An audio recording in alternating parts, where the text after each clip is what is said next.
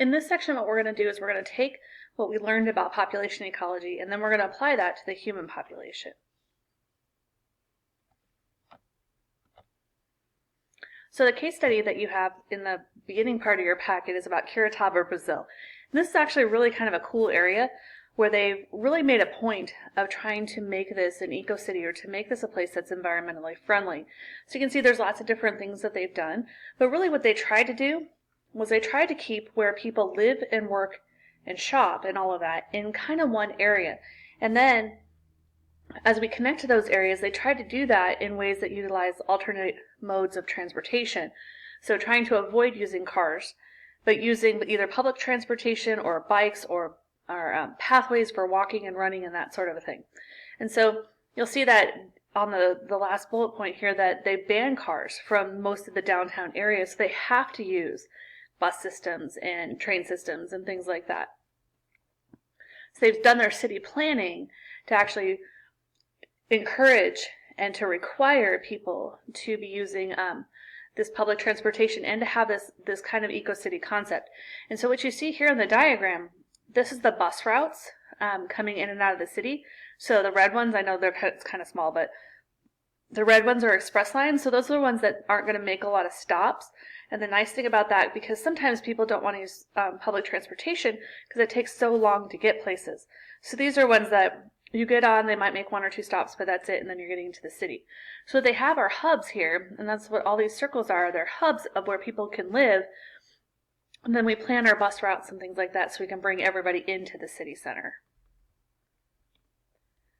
When we look at our human population over time, we haven't necessarily always thought about how we designed and planned out where our people lived, kind of like what they're doing in Curitiba. That's a relatively new kind of process. And so we've gone through some booms and busts in the human population, but really with the start of the agricultural revolution, that was our first big jump in population. And then once we had the industrial revolution, which was then coupled with the medical revolution, it really increased our longevity. So people lived longer and they were healthier. And then because they lived longer, our population increased, and we also had less child mortality, which has also increased our population. So when we look at countries growing exponentially, this goes back to the preview activity that you did with the Emperor of India and the chess set. When we look at exponential growth, and you think about how much rice came out of that activity, it's huge. And so that's kind of where we're looking at with people too. If every couple doubles themselves, or more than doubles themselves, over time, that's where we have the population increase that we're looking at right now, and we're getting really close to that 7 billion mark. So we're not sure entirely what the carrying capacity is. So we've talked about carrying capacity for other organisms. Remember, bring to your mind the chart that had the logistic growth curve that looked like the J, right? And it came up, and then we had the carrying capacity where we had the curve that was like the S curve that kind of hovered around the carrying capacity. We're not sure where that hovering point is yet for people because we keep rapidly increasing our population. And depending on whether we're looking at the high end or the low end, we could have up to 10.6 billion people by 2050. Most likely we will not be at the 7.2 billion by 2050 unless we have a serious decline in population due to like infectious disease or something like that, because we're almost there already at this point. So when we look at that optimal sustainable population, remember that carrying capacity is where the population could be supported without doing damage to the environment. And so I'm not entirely sure that we can say that we haven't exceeded our carrying capacity at this point, because we are creating issues in our environment. So just a little chart looking at that high, medium, or low. We're already, so if you look at us, we're a little bit closer to the 2020 mark. And we're already almost at the low population. We're just below it.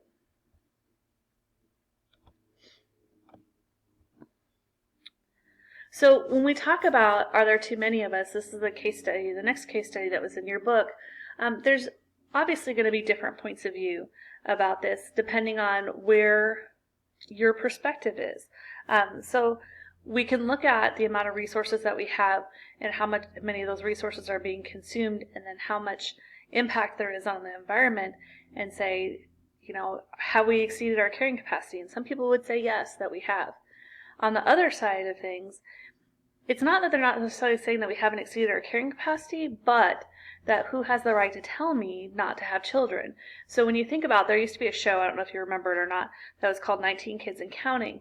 And on that show, they had 19 kids. Their kids are now having kids, and some of them are up to 2, 3 more children.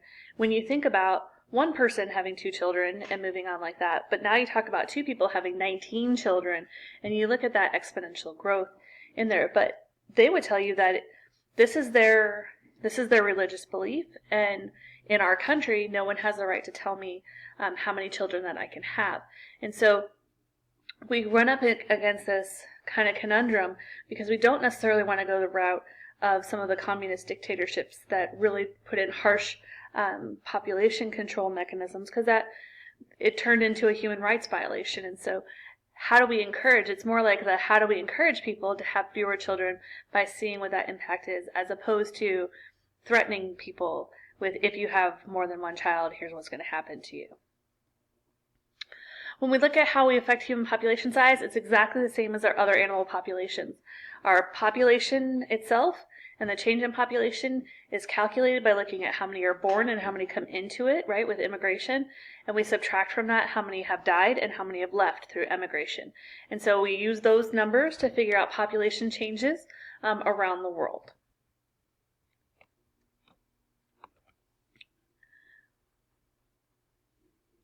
So in this chart, right now we're looking at crude birth rates versus crude death rates, yellow being birth, blue being death. And so you see that in most places in the world, our birth rates are exceeding our death rates, with the exception of Europe. And then the predictions, looking at where those populations could be by 2025. And we're getting a lot closer to that than when these predictions were made. And we'll look a little bit later on at how close we were getting to those predictions. So when we look at some reasons why the average number of children could drop and why we could have declining fertility rates, because we are looking at, as you look back at this one again, you can see that once again we're looking at birth rates and death rates. And here, why would we have more death rate? Why would we have a lower birth rate in some of these areas than others? And there's some different factors that go into that. First of all, we have to talk about some terms. So we're all talking the same language. So the first term is replacement level fertility. And so that's when I have enough kids in order to replace my husband and I. That's what replacement fertility is, or my partner and I. And then in the total fertility rate is the number of children that someone would have in their reproductive years. So my total fertility rate is 3 because I have 3 children. When we look at how we sustain that population, the average would be 2.0 children. I know it's weird to have a point, a fraction of a child, but we're looking at averages. So, but remember, that's average. So I have 3 children, somebody else has 1 child, together we average out to 2 children. So we're looking at those average rates. And we're looking at those average rates are dropping a little bit. So even though they're a little bit high in some of our developing countries, they have still declined, which helps with the rapid population increase. The problem is it's like this freight train that once you get it started, then even though it's dropped by 3.5 in our developing countries, still having 3.0 is still above replacement level, and so you're still going to have an increasing population. When we look at the United States, we look at we have birth rates exceeding our death rates, which would cause a rise in population. And then we also have an increase in immigration, which will increase not just our fertility rates, but it will also increase our population. So we look at, part of what I want you to look at is this baby boom time. So in the 1940s, when World War II happened in the 1930s, excuse me, the a lot of our male population actually left for a little while there because they were away fighting the war, they were working in factories and that kind of thing. And so we saw a decline, we saw a sharp decline in our population during that time. And then, as the war ended and people came back, that's where you start to see the beginning of the baby boom. And that's where everybody came back from the war, we started to have, and our population really started to increase. And we have this big chunk of people right now that were born in the late 40s, mid 40s, up until the mid 60s, and they're considered our baby boom generation. Those baby boomers, which would be like my parents' age, they're in their 70s now generally, or their 80s, they had their children, and as a result, those kids, we had what was called, it's like the opposite of the baby boom, it's the baby slump. So I was born in the 1970s, and you can see that the children of the boomers tended to have fewer children after that, or the boomers tended to have fewer children, and then those kids, like myself, we waited longer typically to have children, and we saw kind of a slump. We also saw in the 1960s a change in the social climate, where prior to this, women generally stayed at home and took care of the children. There were always exceptions to that, but as a general rule, that's what happened.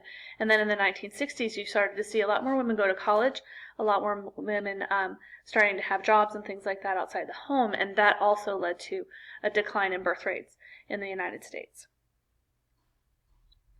So that was our baby bust after it. So here's a little bit more in depth, looking at the end of World War I, where we had a baby boom, and then the end of World War II, where we had a baby boom, and then the time frame that I was born in down here is where we had just a little bit of a blip, but then we had the baby bust. And then this is my age group having children. I'm looking at, once again, a decline in population. When we look at the United States just in general, though, and we look at what do we have here versus what did we have before, things have changed a lot since the 1900s. So we look at life expectancy has increased quite a bit, and many women are working outside the home. And so this is kind of what I was talking about, even not just from the 1900s, but also from the 1950s, looking at that working outside of the home. Our education level has increased. Our technology in our homes, whether in technology, remembers anything that makes life easier. So we're talking about things like running water and electricity. We've had a much larger swing to people living in urban areas and having jobs that are not related to agriculture, but are related to industry. Unfortunately, you start to put a lot of people together, and you get those unfortunate side effects, which are things like homicides. So when we look at the number of children that a woman has, there's some things that will affect that. So one of is the cost of raising and educating them. If we go from a society where we depend on our children as part of our workforce to and change that and shift that to, I have to pay to educate, feed, and raise you, and you're not actually bringing in money into the family, that alters people's point of view quite a bit. The availability of a pension, which is the money that you get when you retire.